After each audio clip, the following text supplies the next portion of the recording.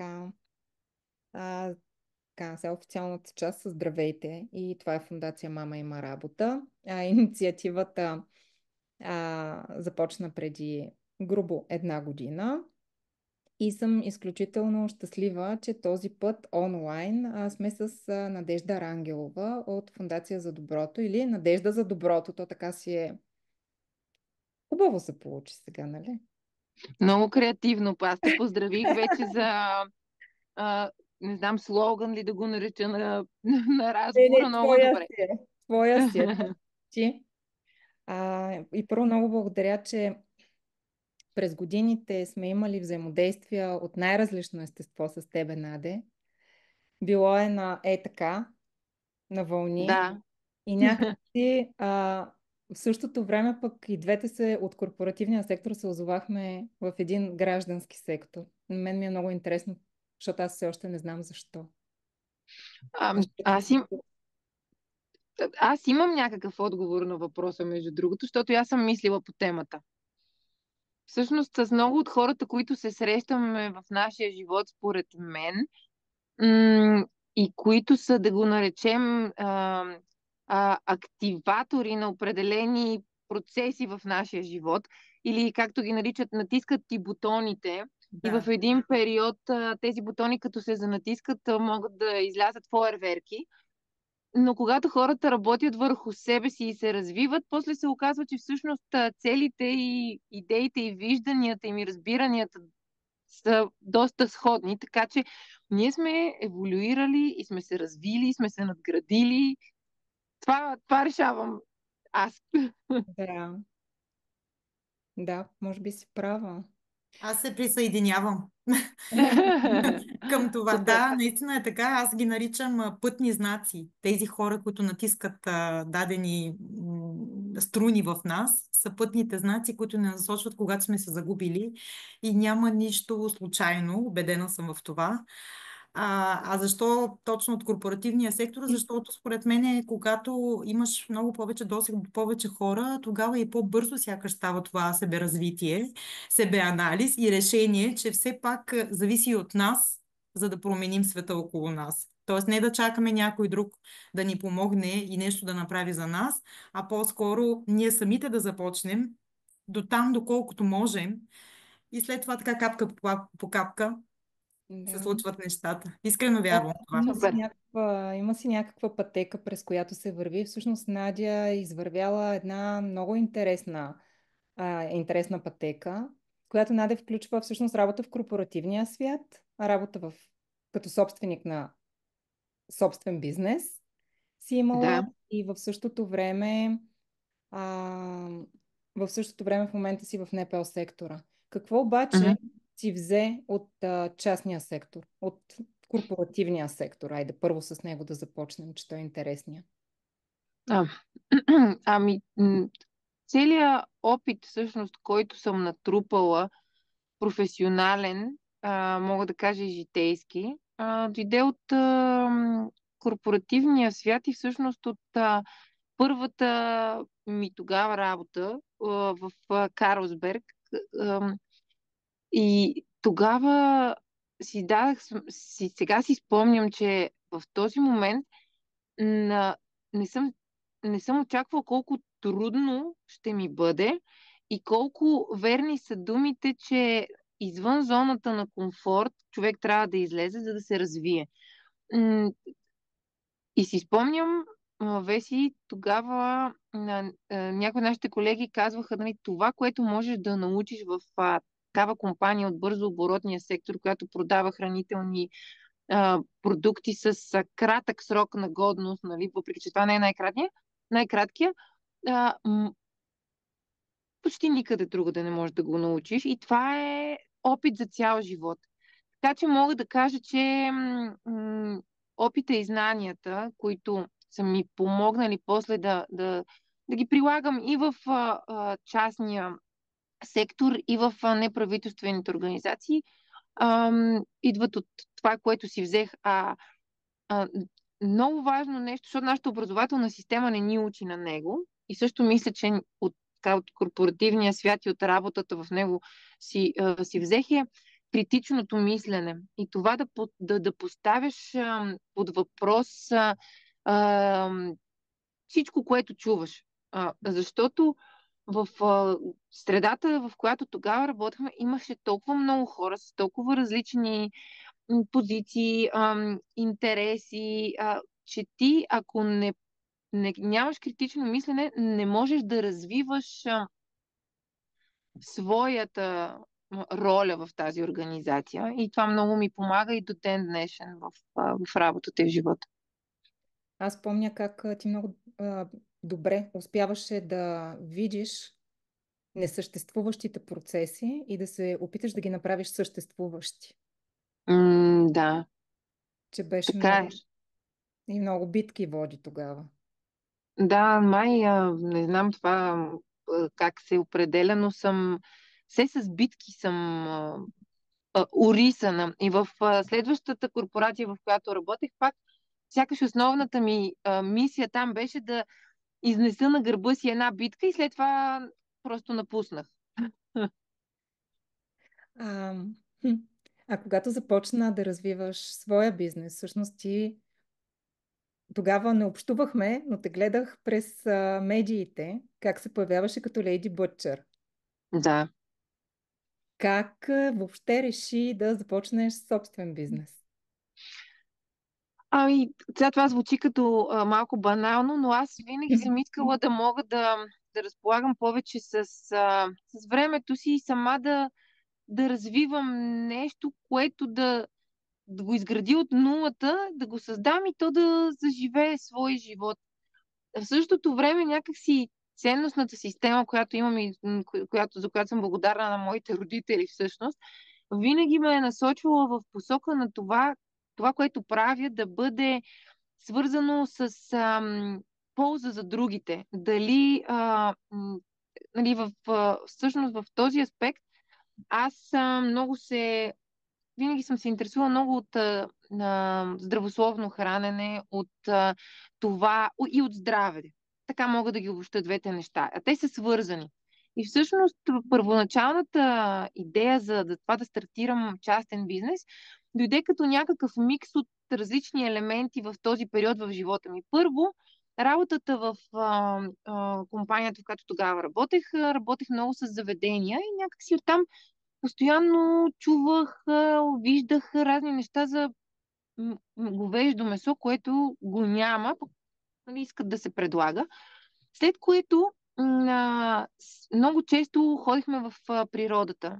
Събота и неделя, уикенда с сина ми и съпруга ми прекарвахме извън София. Това беше много, много зареждащо за мен. И някак си, дори не мога в момента да си обясня как точно се случи, си казах, защо ние не вземем да правим нещо, което е свързано с отглеждане на крави за месо. Нали? Аз тогава дори не знаех, че има крави, които са специфични породи и само за месо се отглеждат.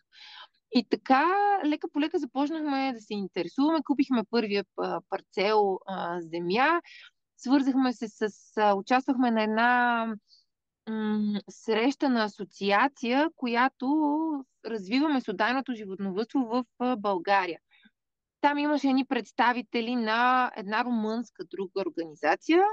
Мога ли да използвам имена, между другото? Разбира се, каквото ти е Добре, не комфортно. сме в ефира. Не, нямаме такова Добре, да. ограничение. Добре, да, те се казват Карпатен мит и всъщност са един много добър пример за това как Румъния е развила месодайния си бранш от точка на животновъдство и на преработка след това. И аз тогава работех в една фармацевтична компания, ама нещо не ми отговаряше на разбиранията за света. Противоречеше си с тези две неща, които казах преди това. И всъщност се реших един ден, когато съпруга ми пътуваше до Букурещ, да отида с него и да отида в централата на Карпатен мит, защото не можех да се свържа с тях по друг начин. Дигнах се от Букурещ през Карпатите до Сибил. Сама. И човека, като ме видя там, той мисли, че се шегувам, нали? Не можа да повярва. А вие дойдохте сама. И вие искате с това да се занимавате. Нали, аз казвам, да, аз искам да го развивам, да го продавам на студен пазар, да се купуваме. Нали, така си го представях много идеалистично. И всъщност нещата така се подредиха, че януари месец аз вече напуснах работа, 2017 година.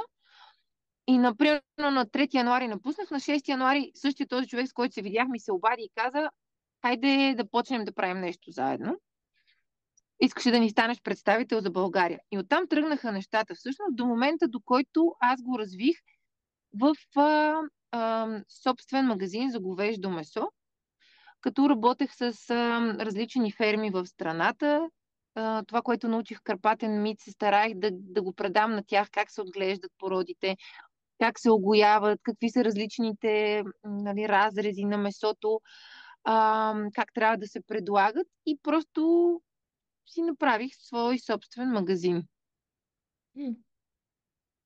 И в този собствен магазин започнах да срещам не лицеприятната и не романтична страна на частния бизнес, която беше как да си осигуриш персонал, който да работи с теб.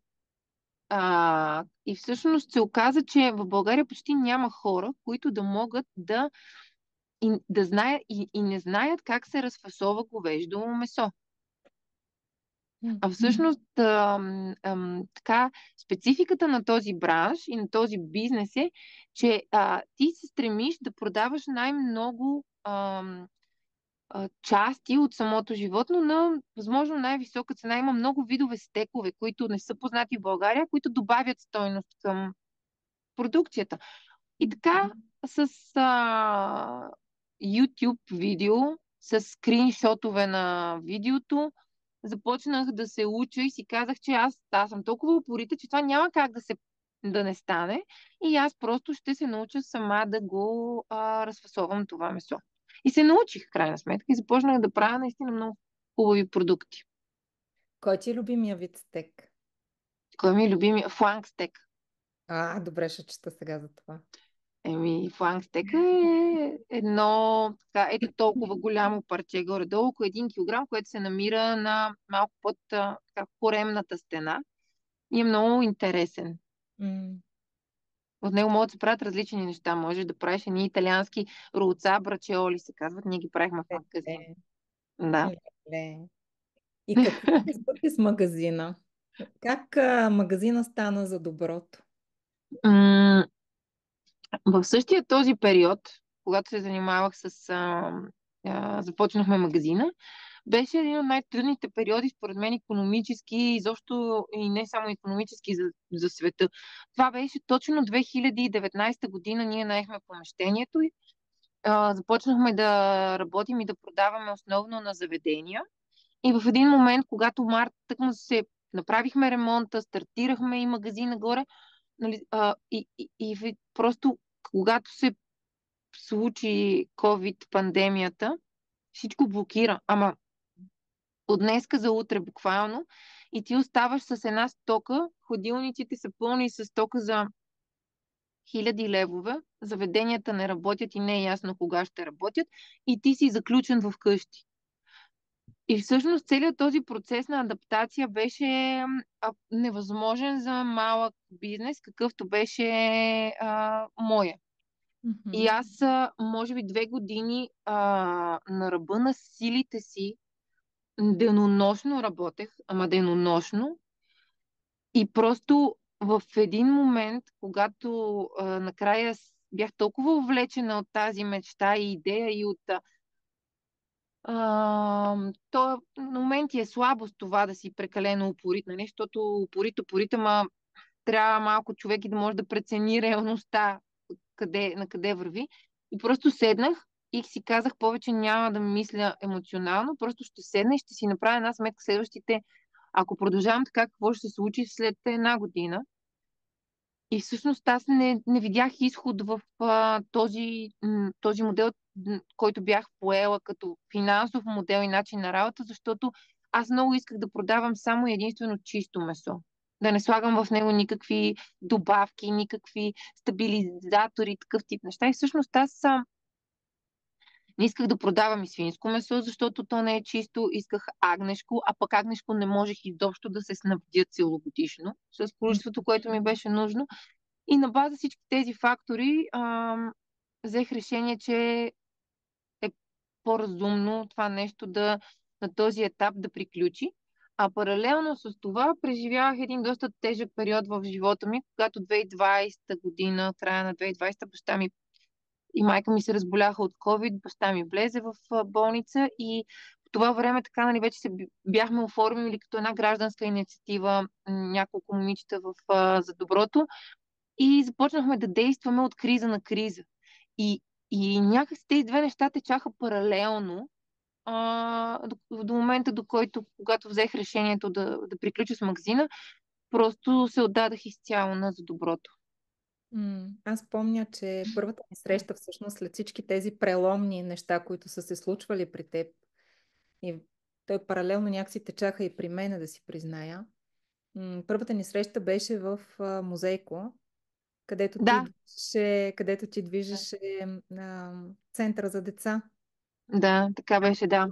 Как ми казваше, че ходиш на заболекар с децата. М, Тогава, Така беше. тогава те видях в една, ама съвсем различна светлина. Знаеш ли, аз точно това е един период, в който когато взех това решение да се откажа, някак си успях да се освободя от този порив, който е за задължително успех в нещото, което си захванал, независимо на каква цена.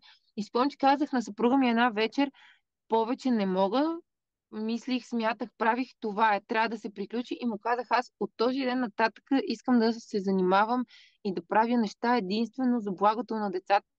Това бяха точните думи и някак си седно, просто не можах да повярвам как 4-5 дни след това с мен се свързаха от Фондация Америка за България и ни казаха, ние можем да ви предоставим това помещение. Искате ли да разширите дейността си, нали, и да направите детски център там, защото ние имахме към интеграционния център една малка стаичка. И така се случиха нещата. А къде в целият този свят на забързаност бяха твоите деца? О, горките къде ли не бяха докато бях бременна с дъщеря ми. Между другото, като напуснах корпоративния свят, една седмица по-късно, разбрах, че съм бременна с нея. Всъщност идеята беше да забременея, но не знаех, че толкова бързо ще стане. И всъщност тя пътуваше с мен при всички доставки на месо в една кланица тук до София. Водила съм я с един слинг до Румъния на разни срещи, на къде ли не.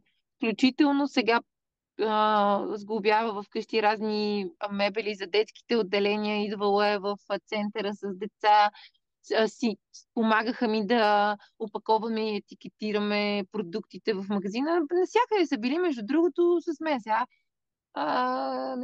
Както се Тренирани казва, доброволци. не си избират не си избират децата родителите, за съжаление. Така че Да. надявам се някой ден да са доволни, като осъзнаят, че аз съм им била родител.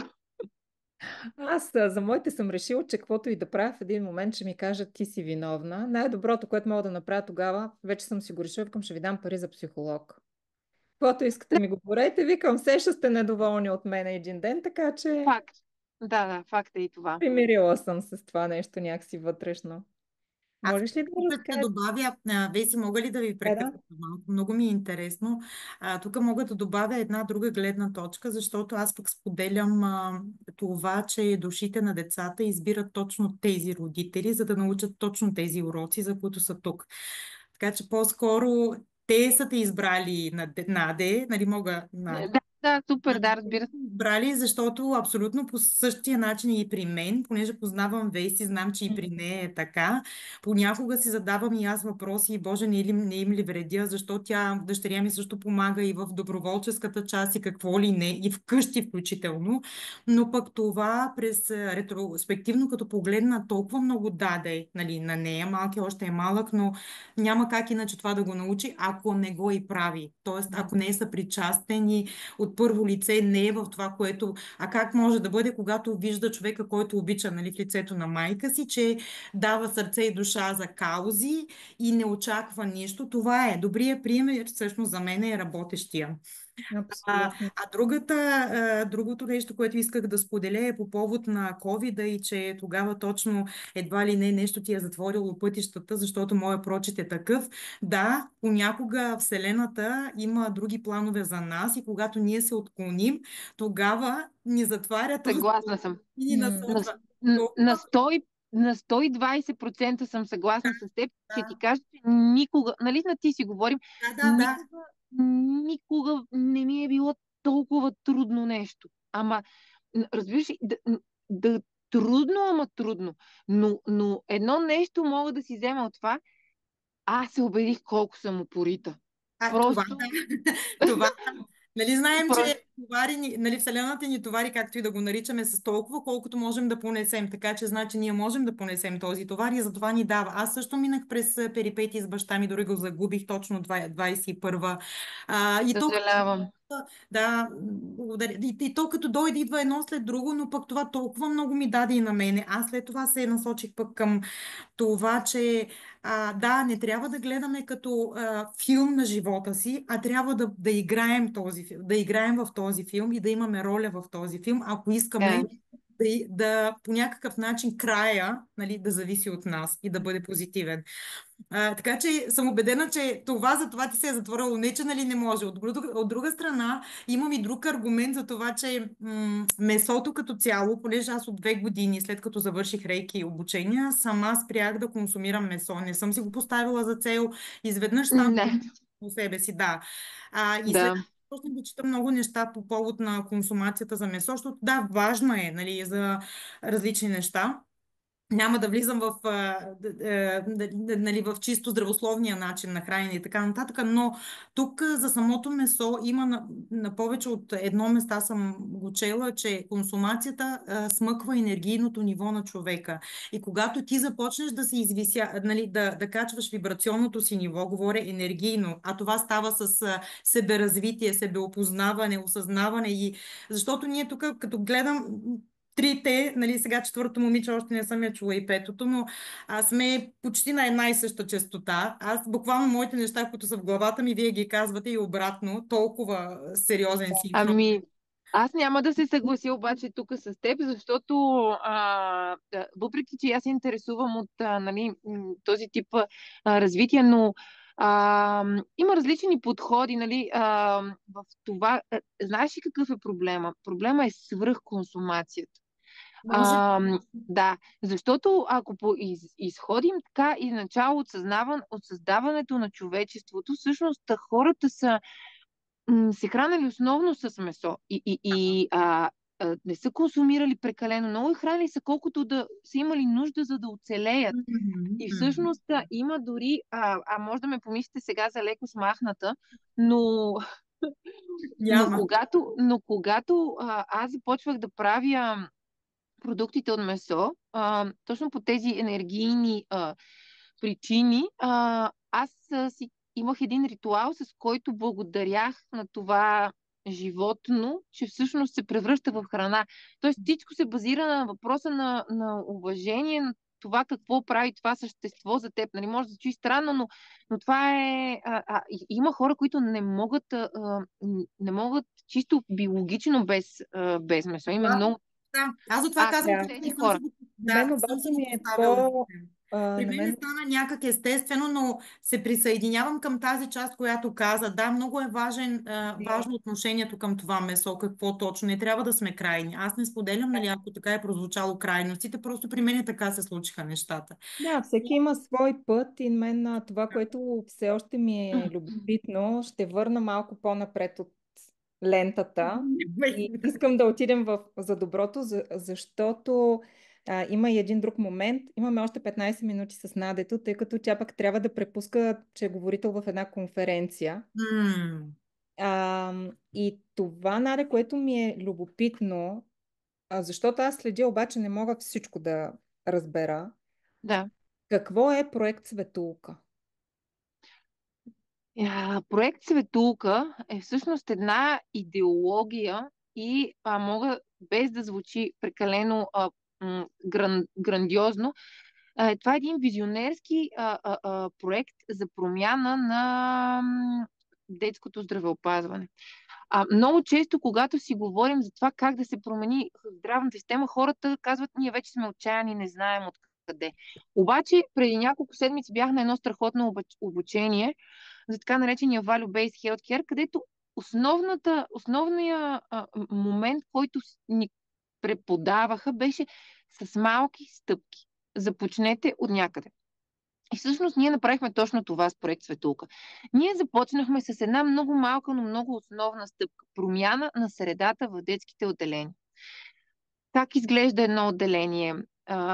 Създаване на така наречената лечебна среда в детското отделение, защото тя е доказана, че има положителен ефект върху оздравителния процес при децата, успокояващ ефект върху родителите и мотивиращ ефект върху персонала, който работи там. Вие може да видите на нашата страница на Фондация за доброто как изглежда едно отделение в България в някои болници в 21 век, 2023 и 2024 година и как изглежда след като ние сме го променили. Ние бяхме първата организация, която заговори за това какво е лечебна среда. Проблемите обаче в детското здравеопазване са много отвъд средата. И те с времето ние осъзнахме и всъщност в проект Светулка развихме още няколко нива на промяна, която искаме да постигнем в детското здравеопазване. Това всъщност е комуникацията между лекар, дете, пациент и родител. Това е един триъгълник, който се нарича всъщност терапевтична връзка и терапевтична комуникация. Това е всичко, което вие като родители или като пациенти или родители на деца пациенти изграждате като отношение с вашия педиатър, с лекаря, при който сте. Ние осъзнахме и разбрахме, че в нашата образователната програма на лекарите, не само на педиатрите, на всички лекари почти няма такава програма за това как те да комуникират с пациентите. А особено при децата и при родителите, децата, пациенти и родителите, ти имаш двама пациента, защото родителя може да е много тревожен. И всъщност задачата на лекаря е изключително сложна. Той трябва да може да успокои родителя и да говори с детето. Така че това е второто ниво на проект Светулка, което ние искаме и сме започнали вече да работим, терапевтичната комуникация. Миналата седмица имахме обучение в Велико Търново и между другото всички отделения, които сме реновирали, преобразили по проект Светулка, ще минат през такова обучение, а те са вече 10. За следващата година имаме още 3, които са планирани и още 6 кандидатства. И сега искам да обърна внимание, че всъщност проект Светулка решава един проблем, обаче решавайки го, показва как да бъде решен на по-високо ниво. От тази година всъщност ние имаме задължително изискване към болниците, които кандидатстват за проект Светулка, да бъдат преобразени, защото те кандидатстват, да имат самоучастие в проект. Тоест болницата да отдели ресурс, за да финансира това преобразяване. И когато болниците са общински, вече включваме и общините. И даже вчера имаме страхотна новина от една от първите ни срещи в един град, който петък ще стане ясно, отдели 100 000 лева като бюджет за ремонт. И това е реалната промяна, която ние искаме да постигнем. Ние искаме този добър пример да бъде взет, да бъде развит и възприет от държавата и ние сме готови да дадем нашата експертиза, защото ние развихме експертиза и знание, което няма друга организация в България, която да има такава дълбочина. Ние работим с архитект, тя преустройва изцяло отделенията. Ще ви дам един пример. В отделението, които ние правим, изграждаме кухненски кът, който решава едни основни ежедневни проблеми в детските болници. Защото когато една майка е с малко дете и то трябва да му бъде нахранено и да се затопли една кана с вода, и тя няма такова удобство, тя тича и търси сестрата, която има една кухня, още 15 пациента. Знаете, че липсват 20 000 медицински сестри в България. и се създава една точка на конфликт. Един кухненски бокс, микроволнова кана, хладилник и мивка решават този проблем и намаляват тези точки на конфликт и напрежение. А кой ходи на терен, Наде? Кой ходи на терен? Извинявай, пускам си спикъра. Ами на терен ние сме в момента 6 момичета в организацията с нашата архитектка Магдалена Славова. Тя и Поли Троянова, които са така екип светулка, да го наречем, основно посещават отделенията, срещат се с лекарите, разработват проекта, оформлението на отделението и всички останали помагаме. Мисля, в организацията активно работим аз, още 2 момичета на абсолютно пълен работен ден. Имаме контролен съвет и част от контролния съвет също идва с нас. Нали, те са Ама аз съм бивши. те виждала да боядисваш. Виждала съм снимки, Да, където ти боядисваш. и аз И ходя, това е част от работата. Да, защото когато стигнем до момента, в който трябва да се подреди отделението, монтирах табелки в Ботевград миналата седмица, защото съм известна с това, че умея да боравя с такива уреди. В Ловеч шлайфах един парапет. Нали, защото Какво си го всичко бях правила парапета? шлайфах го с А, виброшлайф, да, защото той беше дървен и на мен не ми харесваше как изглежда. И той беше входа към отделението и казах, не, това няма пари, няма кой да го направи. Аз отивам, взех виброшлайфа и шлайфа го, лакирах го и стана супер. перфектно.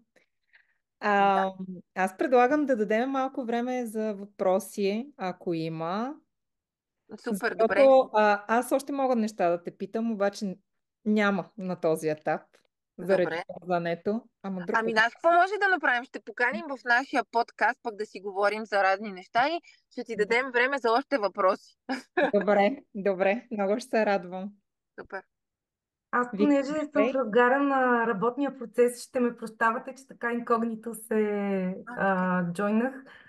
Искам само да кажа едно браво и един поклон на Надя за усилията и честно казано се изненадах, защото моите родители и родителите на мъжа ми живеят в Ботевград. Мъжа ми е родом от Ботевград и сега като видях отделението, аз съм го посещавала като дете това отделение. И ми беше много мъчно тогава. Нали, просто някакси на друго ниво те докосва нещо. Отдавна ви следя, знаете, опитваме се доколкото можем по друга линия да работим заедно, но тук чисто човешки просто искам да изкажа искреното си възхищение от това, което правите. Много благодаря. То не е само към мен, то е към целия екип на... Целия ви екип. Да, защото ние сме една много така система, която се допълва и понеже повечето от нас сме и майки, нали, най-вече, винаги се нещо има с някое дете и най-ценното в тази цяла организация е, че всъщност когато някой излезе от строя за известно време или влезе в бокса, както се казва на жаргон, има кой да поеме. И това ти дава една такава сигурност, че това, за което си вложил усилия и много обичаш да правиш, нали, се движи, когато ти не можеш да си на 100% там. Абсолютно. Благодаря. Миналата Аз седмица бях... влязох тук за вдъхновение. Искам да допълня нещо за екипа на Надя. Защото миналата седмица имах възможност да бъда на едно обучение с 2 от дамите, които работят в екипа. И това, което ми направи изключително впечатление, е начина на говорене, добронамереност и в същото време много, много голяма откритост.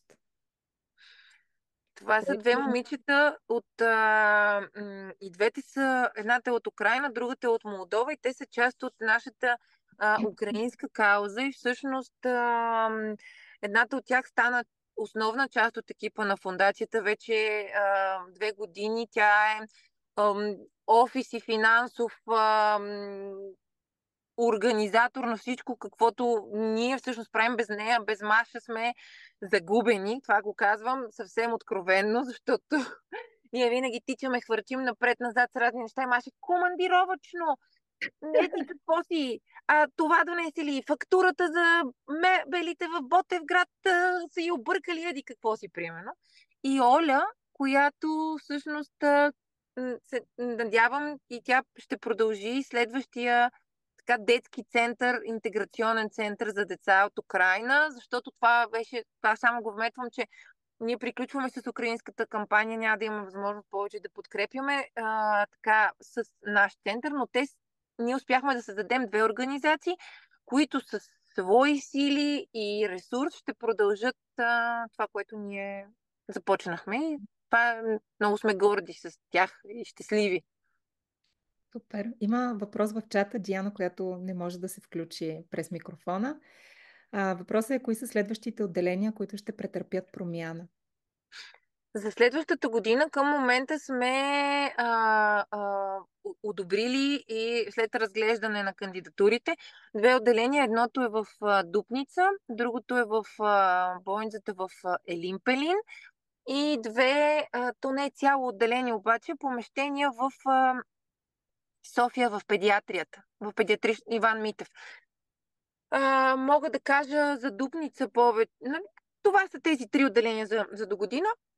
Както казах, имаме още 6 кандидатствали, които в някакъв момент се надяваме да можем да ги адресираме към държавата, с наша помощ да бъдат направени, защото за мен всяко едно отделение в страната трябва да изглежда по начин, по който изглеждат тези, които ние сме направили. Просто задължително е. Абсолютно. Много красиви снимки. Аз не съм имала възможност да постя, но Пирогов много често го ходя. Съжалявам, че ти се налага. Няма проблем. Поне се оказва за леки неща. Да, това е важно. Да, те се смеят, Георги бил с абонамент. Викам, не, ще му махнем скоро абонамента. Дами, нещо друго, ако ви изниква като въпроси, сега е момента. Или коментари. И аз искам отново да благодаря, Надя. Много съм впечатлена и още от сега заявявам така желание за среща по-нататъчна, за да уточня с евентуално други конкретни стъпки. И да питам за евентуално има ли така периметър, който обхващате, или за цяла България важи? Защото конкретно... Цяла България. В Добрич завършваме сега отделение. До края на годината би трябвало да е готово.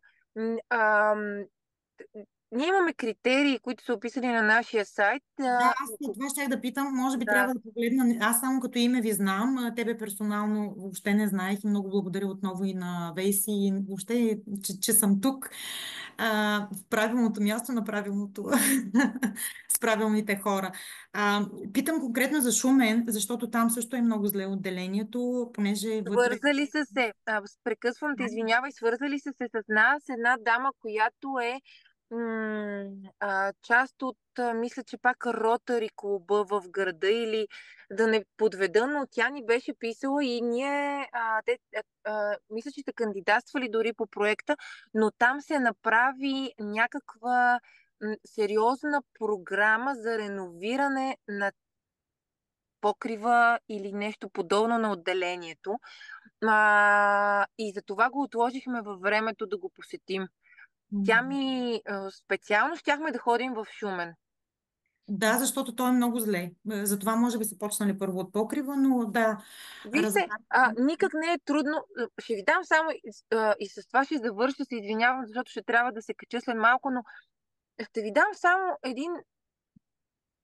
една картина колко лесно биха могли да се направят тези отделения в страната, и се надявам, когато го пуснем това видео да се гледа, повече хора да го чуят. Всъщност, едно отделение струва между 300 и 500 хиляди лева. Това е цялостен ремонт, промяна на електросистема, защото те са от преди 30 години поне, обзавеждане, оборудване, всичко каквото се сетите. Легла, нощни шкафчета и шкафчета за съхранение на вещите на родителите и децата. И всъщност това абсолютно не би трябвало да бъде проблем като инвестиция, ако го погледнеш, за която и да е община, и Министерство на здравеопазването, защото болниците, знаете, са по различен начин финансирани, нали? И всъщност от цялата тази рамка, ако се погледне за 20 години напред, това е никаква инвестиция. 500 хиляди лева за едно отделение. Да, последен въпрос, понеже ми е важно, т.е. искаш да кажеш, че финансирането принципно се осигурява от местната администрация или... Не. Искаме да се осигурява от местната администрация и от Министерството. Да, защото това е нашата всъщност дългосрочна цел, а ние да помагаме с цялата наша експертиза, с проектите, които бихме осигурявали напълно безвъзмезно, за да се изпълнява по тях. Абсолютно. Разбирате ли? Това са 500 хиляди лева за едно детско отделение за 20 години. Разсрочете го, сметнете по колко на година. То е смешна сума. На практика. Изключително е любопитно за мен начина, по който аз съм те чувала как защитаваш марки и инвестиции в определени промоции. И виждам точно различната страст, но същата страст да защитиш отделение, което наистина има смисъл. Да, и в същото време знанието ти, което ти притежаваш за разбивка на детайлите, за това как може да стане. Знаеш ли, някакси целият път, който разказа от началото на този разговор до сега, той просто те е завел там, където грееш. Просто грееш. Да се надяваме, да. И ти е дал всичките умения, които са нужни, за да водиш битките, защото вече си достатъчно въоръжена за тях. Да, дано да успеем. Вярвам, че ще успеем. Ще успеете, как няма. И аз вече вярвам. Имах досег да погледна какво сте направили. Благодаря отново. Благодаря ви и аз, момичета, за интереса. Хубав ден ви пожелавам. Чао, чао. Успех днес. Хубав ден. Кураж. Чао, чао.